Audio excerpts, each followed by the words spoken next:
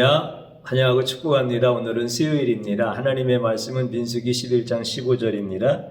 주께서 내게 이같이 행하실진대 구하옵나니 내게 은혜를 베푸사 즉시 나를 죽여 내가 고난당함을 내가 보지 않게 하옵소서. 아멘. 주님의 보혈로 다 씻어주시고 하나님 아버지께서 여러분들의 모든 삶을 치유하시고 온전히 회복시켜 주시는 줄로 믿습니다.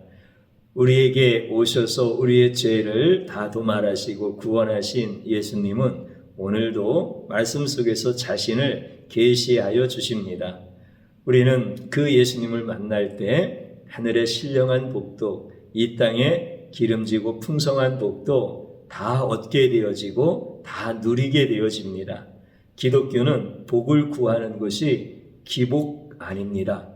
하나님이 복의 근원이시기 때문에 당연히 복을 구하는 것이 참된 신앙입니다. 우리는 예수 그리스도를 모르는 것이 기복신앙이지 예수 그리스도가 나의 구원자이시여 나의 복의 근원이시여 내가 그분 안에서 모든 가장 복된 삶을 누리는 것이 하나님이 우리에게 주신 행복인 것을 아는 자들입니다.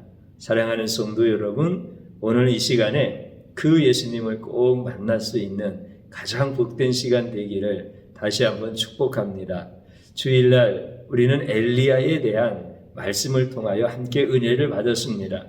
그가 로뎀 나무 아래서 내가 차라리 죽었으면 좋겠습니다. 이렇게 탄원하면서 기도하는 그 모습이 그가 인생을 포기하고 싶어서 그런 것도 아니고 자기 자신을 자해하거나 자살하려고 하는 것도 아니고 위대한 선지자로서 하루에 불과 비를 내렸음에도 불구하고 이스라엘 백성들이 큰 기적, 살아계신 하나님을 보고도 하나님께 돌아오지 않는 그 죄악의 참남한 모습 속에서 그 죄악을 차라리 보지 않고 죽는 것이 낫겠습니다 라고 하면서 탄식하는 모습이었다라고 하는 것을 깨닫게 되었습니다. 그것은 곧 죄악을 미워하시는 예수님이 자신의 생명을 드림으로 말미암아 죄악을 끊어내시고 구원하시는 그 놀라우신 예수님의 사역에 대한 예표가 바로 엘리야가 노뎀나무 그 아래서 죽기를 간청했던 모습이었다라고 하는 것을 보게 되었습니다. 오늘 우리가 읽은 한 절의 말씀도 모세에 대한 말씀인데 모세가 어떻게 지금 하나님 앞에 탄원을 하고 있습니까? 죽여달라는 겁니다. 엘리야가 하나님 앞에 그렇게 탄식을 했던 것처럼 모세도 마찬가지입니다. 자기를 지금 죽여주시는 것이 자기에게 은혜라는 겁니다. 내가 지금 고난당하는 게 너무나 커가지고 차라리 나를 죽여주시면 이 고난 당하는 것을 보지 않는 거 아니겠습니까? 이게 나에게는 은혜입니다. 이렇게 기도하고 있는 모세의 모습을 보면서 우리는 엘리야의 모습과 같이 데자뷰 되어지는 이런 모습들을 우리가 떠올릴 수 있겠지요. 근데 이제 모세가 하나님 앞에 죽여달라 이렇게 탄식하면서 기도하는 것은 이유가 있어요. 그게 뭐냐면 하나님의 백성들이 먹을 게 없다고 막 원망을 하는 거예요. 그리고 막 불평을 하는 거예요. 모세도 그 이야기를 듣고 싶겠습니까? 안 듣고 싶은 거지. 그런데 그들이 실제 먹을 것이 없어서 막 탄식을 하고 불평을 하고 또 하나님께서 만나를 주셨는데 이 만나 갖고는 성이 차지 않는 거야. 그래서 그 가운데는 탐욕이 일어나갖고 왜 고기는 안 주냐? 우리는 이집트에 있을 때 우리 부츠도 먹었고 고기도 먹었고 그런데 이 만나 갖고 되겠냐? 그러면서 막 우는 거야. 그러면서 그들이 모세를 향해서 원망하고 불평하고 막 자기 스스로 탄식하면서 울고 있어. 그러니까 하나님도 당연히 그 모습을 보면서 안 기뻐하시는 거지. 모세도 역시 그런 상황들을 보면서 당연히 마음에 아픔이 있는 거죠. 그러니까 모세가 하나님을 향해서 기도하면서 막 탄식을 하는 거야. 내가 이 백성들을 배웠습니까? 내가 이 백성들을 낳았습니까? 내가 이 백성들을 양육하는 것입니까? 왜 내 선조에게 주시겠다고 약속한 땅을 나를 통해서 이 사람들을 끌고 들어가게 하십니까? 내가 이들의 양육자입니까? 그러면서 내가 지금 책임이 너무 무겁습니다. 차라리 죽여주십시오. 지금 이러고 있는 모습이에요. 보통 사람들은 죽고 싶다라고 하는 말을 참 많이 합니다. 여러분들도 자신의 인생을 돌이켜서 보면은 죽고 싶다고 말했던 적이 꽤 많을 겁니다. 심지어 어떤 분들은 죽고 싶다라고 하는 말을 아주 입에 달고 사는 분들도 있습니다. 극심한 고통이 계속 반복되어지고 거기에서 벗어날 수 있는 희망이 없을 때 그런 말을 반복하고 그러다가 또 심지어 죽기까지 하는 이런 모습들을 우리는 삶의 주변에서 보게 되어집니다. 그러면 모세가 하나님을 향하여 나를 죽여달라고 이렇게 탄식하면서 기도하는 것도 그런 것과 동일한 것입니까? 그렇지 않습니다. 세상의 사람들이 이야기하는 개인적인 영역이 아니라는 겁니다. 모세는 장차 오셔서 죽음의 무거운 짐 앞에서도 인간의 죄를 용서하시고 구원하시고자 하시는 그 예수님의 사역, 예수님의 그 사명에 대한 예표적인 삶을 살았던 사람입니다.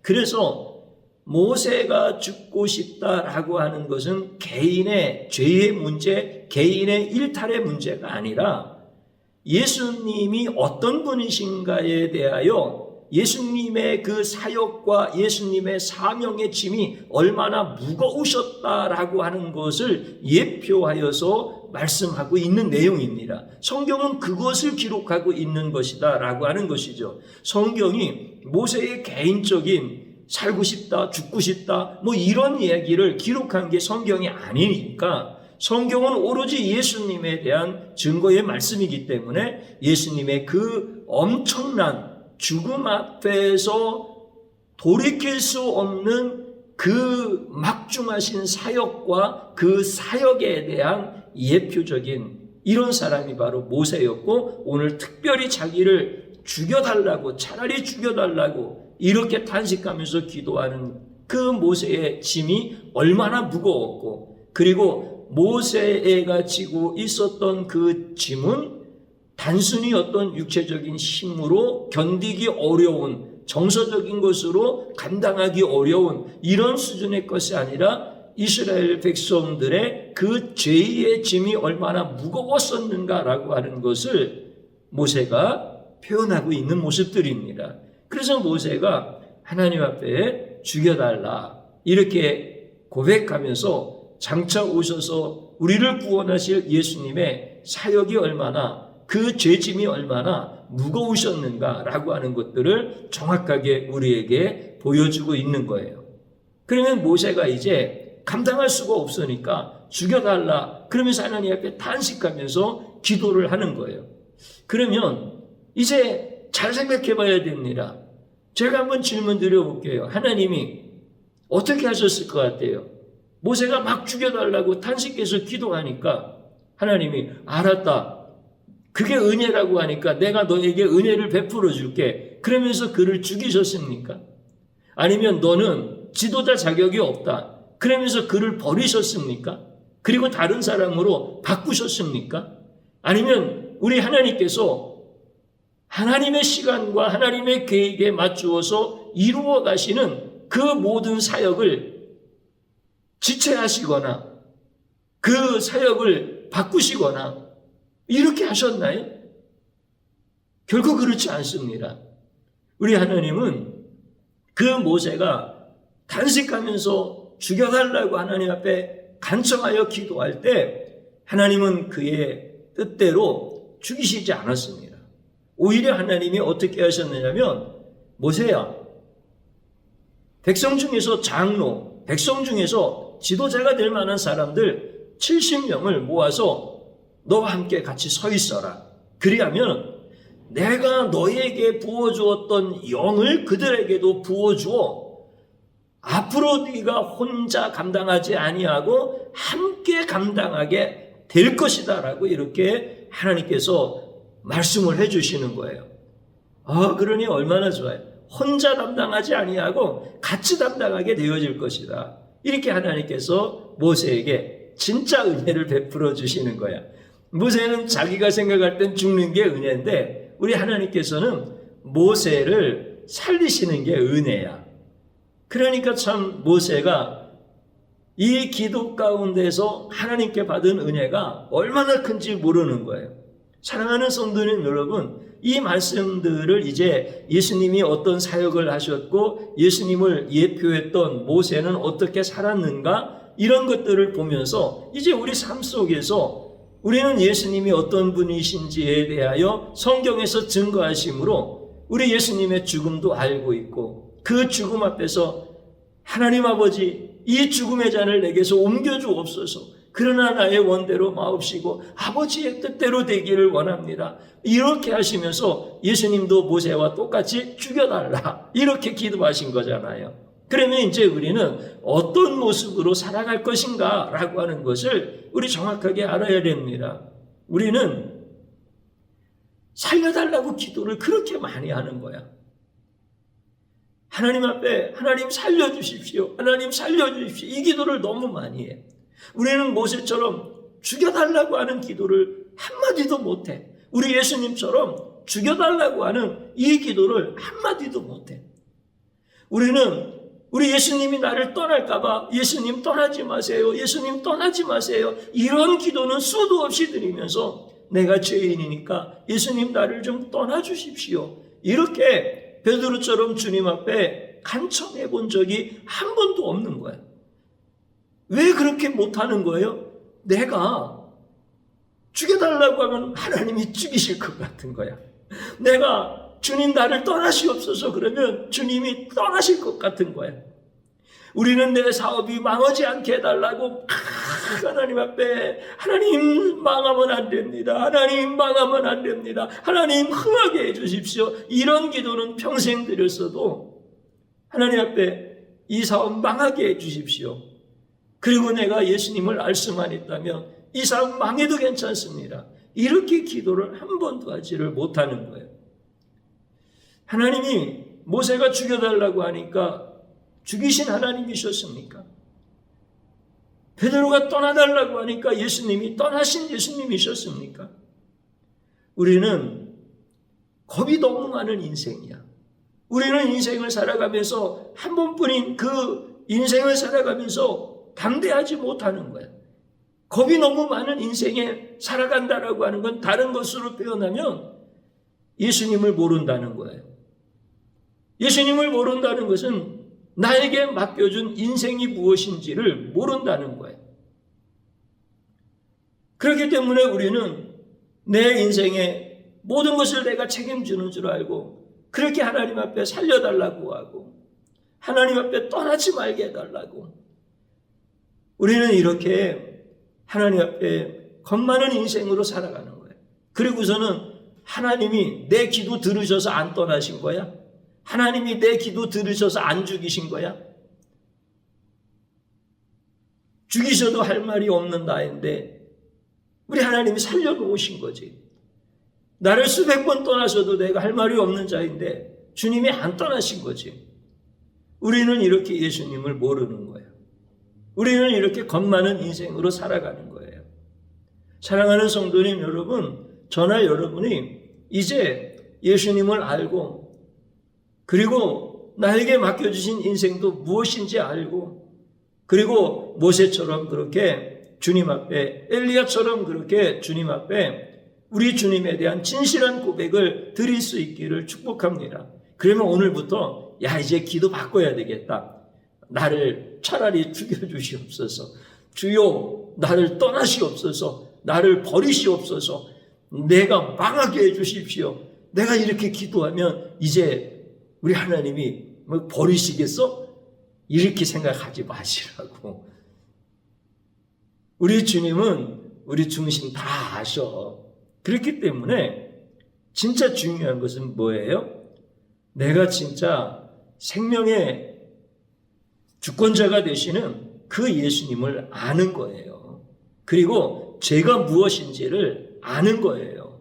그리고 나를 알고 나에게 맡겨주신 사명을 알고 그러면서 주님을 향하여서 내 마음 중심 깊은 곳에서 하나님 앞에 탄식하면서 기도할 줄 아는 이런 성도들로 살아가야 된다라고 하는 겁니다. 그러면은 우리 주님께서 어떻게 하시는 거예요? 나를 돕는 자들을 세우시는 거야. 내게 계시하시고 내게 영을 부어주셔서 지금까지 나를 버리지 아니하시고 나를 붙들고 그렇게 주님께서 이끌어 오셨던 것처럼 나에게 부어주신 그 영을 나를 돕는 자에게도 부어주시고 나에게 계시하신 그 예수님께서 나를 도와야 될 자들에게도 같은 계시로 열어주시고 그래서 여러분들을 혼자 내버려 두지 아니하시고 여러분들에게 맡겨주신 그 모든 인생을 여러분들이 무거운 짐을 지고 가는 것으로 끝나게 하지 아니하시고 우리 예수님이 다 풀어가시는 거예요. 오늘 우리는 그래서 강하고 담대한 심령으로 살게 되어지는 겁니다. 사랑하는 성도님 여러분, 목소리 큰 자가 담대한 자가 아닙니다. 겁이 없는 사람이 담대한 사람이 아닙니다. 이건 전부 다 영적인 문제들입니다. 그래서 세상에는 미혹하는 영들도 있어서 성도들의 영을 막 미혹하고요. 그리고 아무리 미혹하는 영들이 그렇게 있다 할지라도 하나님의 거룩하신 성령께서 사랑하시고 택하시는 자들에게 강력하게 임재하셔서 모세처럼 사용하시고 엘리야처럼 사용하시고 베드로처럼 사용하시고 그렇게 하시는 거예요. 오늘 여러분들은 예수님의 그 모습을 바라보시고 하나님의 그 모습을 바라보시고 성령님의 그 역사하심을 전적으로 신뢰하시면서 두려운 인생을 사는 것이 아니라 차라리 나를 죽여서라도 우리 예수님이 드러날 수 있다면 나를 죽여주십시오. 이렇게 주님 앞에 내 심정을 토해낼 수 있는 이런 담대함을 여러분들이 하나님 앞에서 은혜로 입을 수 있기를 주님의 이름으로 축복합니다. 그러면 주님이 놀랍게 여러분들에게 큰 역사 이루어 주시는 거예요. 오늘 저를 한번 따라서 해보시고 같이 기도하는 자리로 들어가겠습니다. 겁쟁이 인생으로 사는 것이 성격이 아니라 예수님을 모르는 죄악인 것을 깨닫게 해주셔서 회개합니다. 아멘. 성격 아닙니다. 영적인 문제들입니다. 그래서 여러분들 환경도 아니고 성격도 아니고 예수님을 모르는 무지한 죄악 때문에 그런 겁니다. 그래서 이 회개를 하나님 앞에 진실하게 할 수 있기를 간절히 축복합니다. 또 한번 따라서 하시기 바랍니다. 담대한 인생이 되어서 돕는 자들이 세워지는 역사를 보게 하소서. 아멘. 우리 주님 한번 부르고 기도합니다. 주여, 오늘 이 시간에 하나님 앞에 예배자로 세워주셔서 감사드립니다. 우리 주님이 기뻐하시는 모세, 엘리야처럼 베드로처럼 주님 이 시대에도 하나님의 영을 부어주셔서 우리 예수님의 그 존귀하신 이름이 우리 안에서 가장 아름답게 역사하시는 것을 허락해 주셔서 감사드립니다.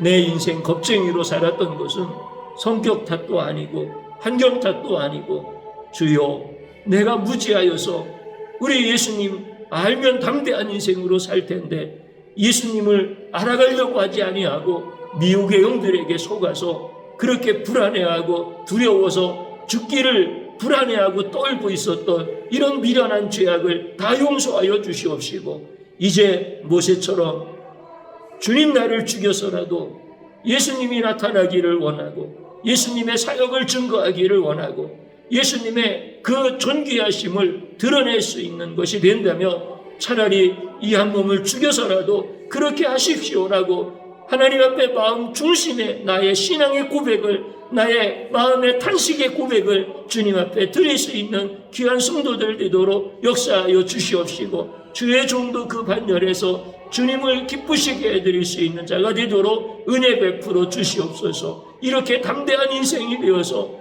우리에게 부어주시는 성령님, 우리에게 나타나시는 예수님, 동일하신 그 은혜가 우리 사랑하는 성도의 가정들 속에서 나타나게 하시고 교회 안에서 나타나게 하시고 모두가 다 돕는 자들이 될 수 있도록 주님 역사하여 주시옵소서. 예수님의 이름으로 기도드리옵나이다. 아멘.